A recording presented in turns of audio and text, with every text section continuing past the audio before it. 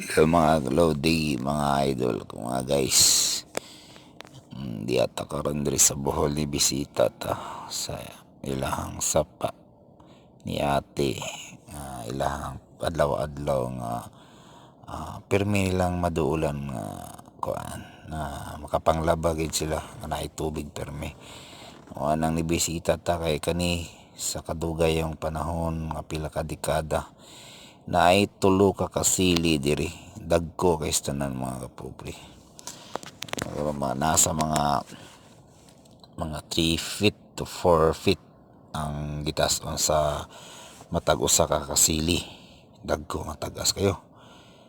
Abi mata sila ni bisita ta ilang ate, nang labas sila, mo nang isulti sila ni istorya sila sa amo ang kaning kasili diri nga tulo ka buok dugay na kani kay tanan kuno. Gagmay pa kayo ni sila kanang kasiliha, gagmay pa kayo na anto mga abot og pila ka dekada, pila ka tuig, siguro mga 1 decade kapin ana. Ang dagko na kastanan kaning sapa, milagroso sa kay siya.